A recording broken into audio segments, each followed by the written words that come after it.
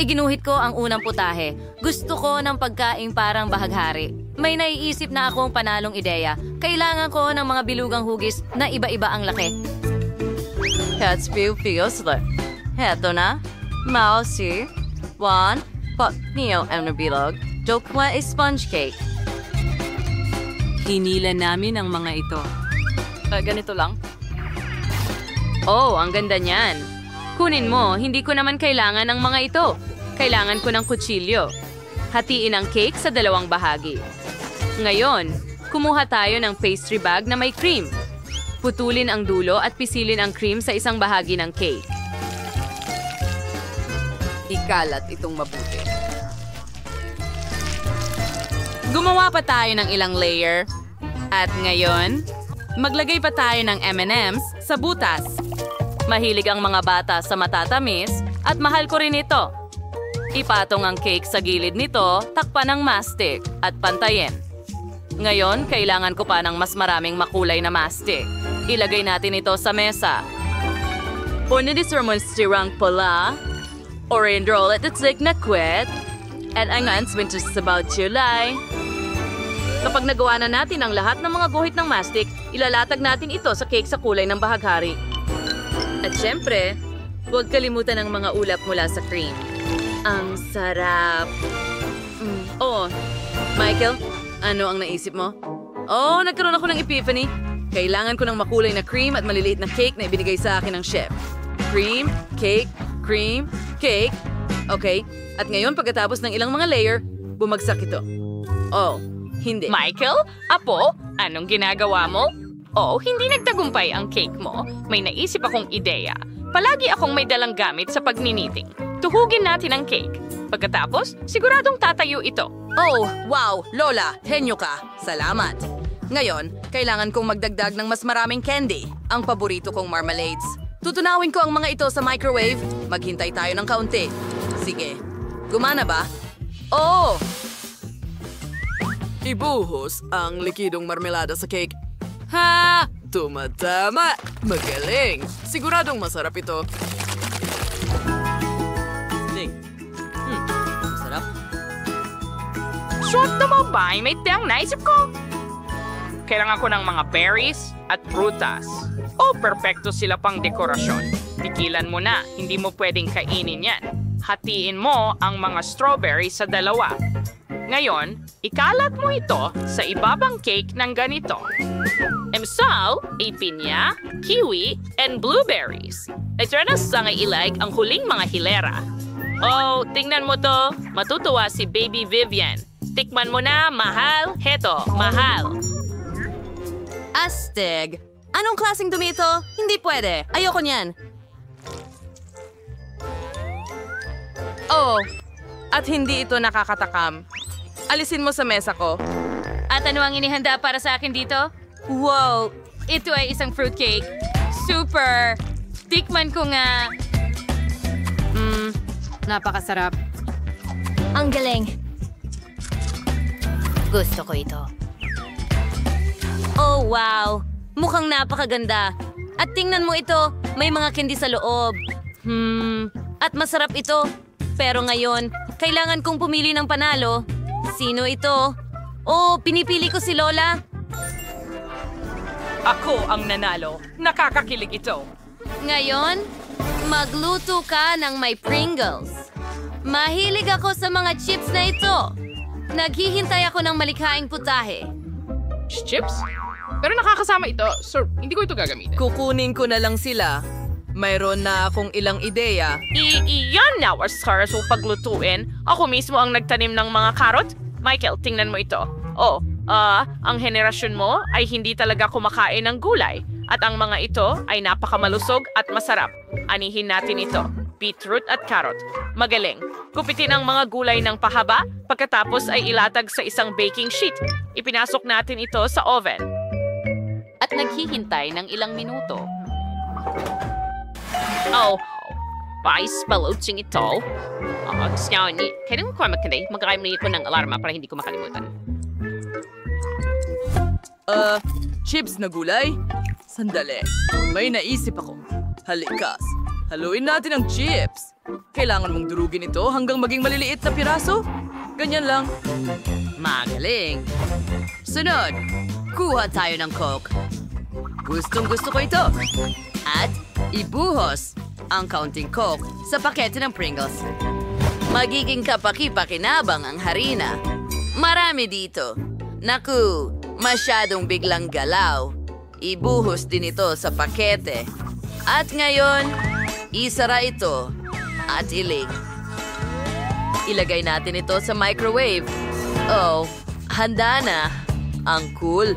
Ang init nito. Tingnan mo yan. Ang ganda. Ngayon, hayaan mong hiwain ko ito sa ilang piraso at ilagay ng ganito. Huwag kalimutan ang masarap na salami. Ini-degrade down with the Seiko Bots. Perfection. Magkudkod tayo ng keso sa ibabaw.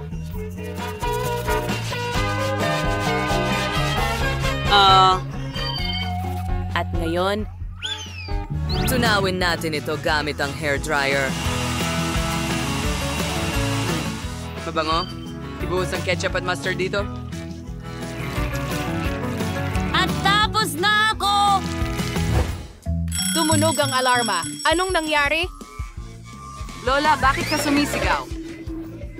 Humihingi ako ng paumanhin. Nagising ako ng bigla-bigla. Ito ang aking mga vegetable chips na handa na. Panahon na para kunin ito. Oh, ang ganda nila. Tingnan mo para sa iyong sarili. Yan ang kailangan ko.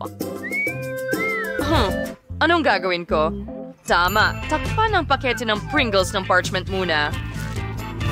Inihahanda namin ang may kulay na likidong tsokolate. At ngayon, inilalagay namin ang tsokolate sa pergamino kada kulay. Dapat ito ay chips, pero gawa sa tsokolate. Handa na.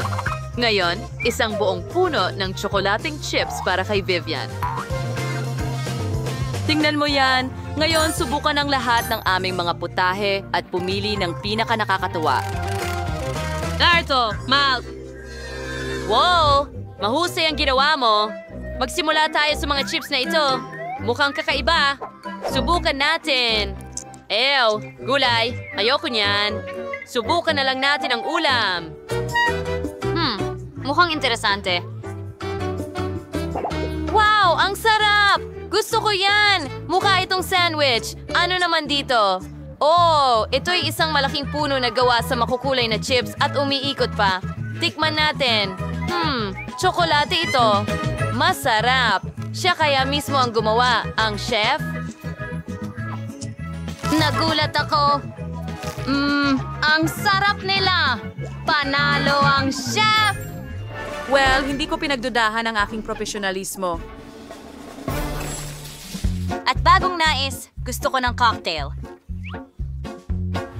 Maghanda ka na. Okay, kakailanganin ko ng donut. Kailangan mong ilagay ito sa baso na ganito. May mali. Masyado bang maliit ang donut? O masyadong malaki ang baso? Oh, hindi ko maintindihan. Sige, kakainin ko na lang ito. Huwag kang susuko, Michael. Subukan natin ito sa isa pang donut. Kailangan itong palawakin, kaya't gumawa tayo ng mga butas dito. Mahusay. Ngayon, ganito lang, ilalagay ko ang ilang donut sa baso. Astig. Asterize ang mga straw and agyas buwin. Oh, handa na! Kailangan nating tapusin ang pagdekorasyon ng cocktail gamit ang cotton candy. Ang galing. Sadyang perpekto. Kailangan ko ng orange. Hiwain natin ito. Magaling. Ngayon pisilin ang katas sa baso. Ang hirap nito. Hindi ko kaya. Wala na akong lakas. Oo. Matagal ko na itong hinihintay sa buong buhay ko. Lola, ibigay mo sa akin ang orange at ipapakita ko sa iyo ang aking bagong device. Ganun lang kadali. Oh, napunta ang katas ng orange sa mata ko. Hindi ko makita ang kahit ano. Tulungan mo ako. Ay, hindi maaari. Ano ang ginawa mo, Apo? May isa lang bang cocktail? Sige. Kung ganon, panalo. Kamusta sa inyong lahat? O sige, tayo ba ay maglalaban? Kamusta? Sa tingin ko handa na ako. Hindi pa nga tayo nagsisimula, pero may ideya na ako. Tingnan mo ang ulo ng aking kabayo. Wow! Oh, Diyos ko. Ano? Sige, gawin muna natin ang gawain. Hi! Gusto ko ng jelly, pakiusap. Gawan mo ako ng isa. Oo, madali lang. Makakatulong ang gelatin at asukal sa iyo na matunaw. Ngayon, ibuhos natin ang lahat sa isang garapon ng tubig. Ngayon, kailangan nating haluin ng mabuti ang lahat. Mas mabuting gumamit ng mas malaking kutsara para hindi mabasa ang iyong mga kamay. Haluin hanggang ganap na matunaw at sigurado akong makagagawa ako ng pinakamahusay na jelly gamit ang pinakamahusay na mga bitamina, prutas syempre. Dapat sapat na ang 2 maliit na basket na ito. Ngayon, maingat na hiwain ang ating prutas. Huwag kalimutan na hugasan at balatan muna ng maigi ang lahat. At ngayon, ilagay ang lahat ng hiniwa sa isang espesyal na plato. Nakikita natin na walang mahuhulog. Ngayon ay sisimulan na nating ibuhos ang jelly sa ibabaw. Nagsisimula na itong lumapot. Pagkatapos ng lahat, hintayin lang ng kaunti at voila, handa na ang ating jelly. Ang Nazraner lang ay maingat na buksan ang hulmahan at tingnan. Manood at matuto mga bata. Oo, maganda ang kinalabasan. Tama ba, Betty? Aray, baka naman kasi hindi kinakailangan ng sampal na yon. Well, ganun talaga. Magsisimula ako sa Skittles. Uumpisahan nating iayos ang mga kahanga-hangang candy na ito ayon sa kulay sa iba't ibang plato. Kapag tapos na ito, tutunawin natin sila gamit ang gas burner. 2 nga pala. Tulong, Lola. Mayroon ka bang pamatay sunog? Kalma lang, lahat. Kontrolado ang lahat. Uumpisahan natin itong initin. Kapag natunaw na ang lahat, maaari ko na itong ibuhos sa bote. Maingat na ibuhos ang bawat kulay pagkatapos ng isa para hindi sila maghalo. Ngayon, kailangan nating palamigin ang lahat at gagamit ako ng spray na pampalamig. Perfecto! Handa na ang jelly ko. Ngayon ay puputulin ko ang bote at ilalabas ang jelly. Kahanga-hanga. Nakakatawa kung paano ito gumagalaw. May kulang ba ako? Sa tingin ko, nakalimutan kong ihanda ang tubig. Pero wala naman yon. Alam ko kung paano ito palitan. Pwede na ang gatas. Sige. Tingnan mo, Mabel! Ngayon, bubuksan natin ang sariwang bote ng gatas, ibuhos ang lahat sa isang plato, at idagdag ang kakao, haluin ng mabuti gamit ang whisk hanggang sa ganap na matunaw. Ganyan lang! Sige! Ibubuhos ko na ito sa isang espesyal na hulma, bagalan lamang para hindi matapon. At ngayon, palamigin natin ito gamit ang isang freeze spray. Siyempre, mas mabilis ito. Huwag mo akong takutin, Mabel.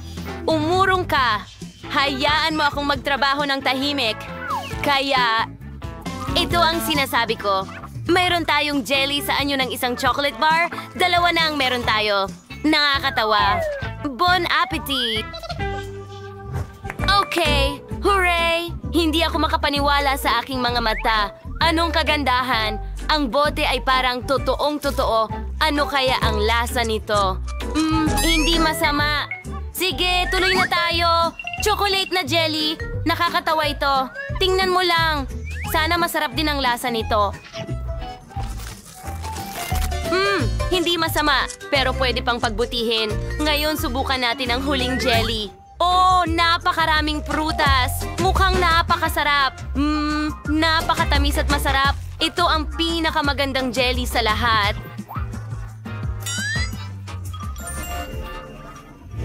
Oh, ganyan. Nakikita mo? Ako ang pinakamahusay. Palaging pinakamahusay si Lola, Halina, mga tao. Medyo maganda ito. Hindi ko alam na ganun kagaling maglaro si Lola. Oh, sige. Ano itong hangal na buhol?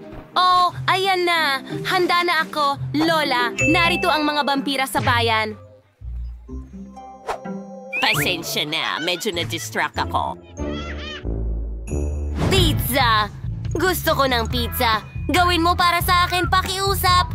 Oo, ganyan lang kasimple. Magsimula tayo sa masa. Ano? Bakit mo hinihila ang maliliit mong kamay? Ipapakita ko sa'yo kung paano hawakan ang masa ko. Hinahamon kita sa isang duelo. Tara na, huwag kang duwag. Sige. Sige. Okay. Gawin natin ito. Oh, hindi. Bakit ang tapang mo, Lola? Oh, hindi mo alam ang pinagdaanan ni Lola? Ha, ito ang makukuha mo kapag hinawakan mo ang mga gamit ko. Okay, medyo nakakatakot na si Lola. Well, yan ang naplano. Ngayon gagawa tayo ng pizza. I-roll natin ang dough na ito. Oh. Ngayon, para maging mas manipis, please. Sige, magkakaroon ako ng boxing match sa dough. Eto na, palit ng manipis.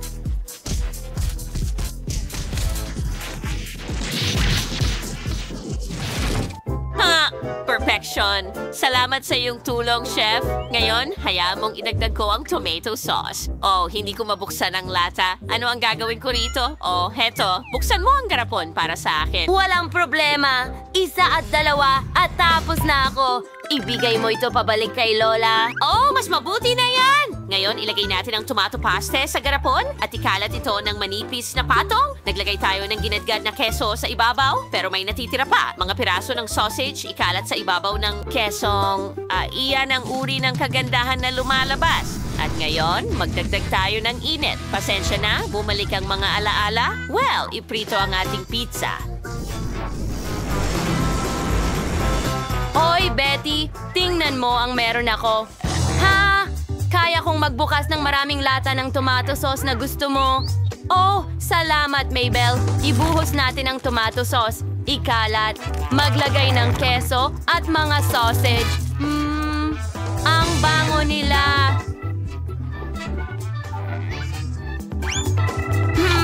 May mali. Oh, tama. Alam ko na ang gagawin.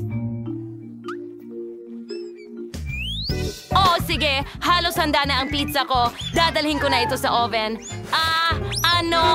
Ay nako! Nasira na lahat ngayon. Salamat, Chef.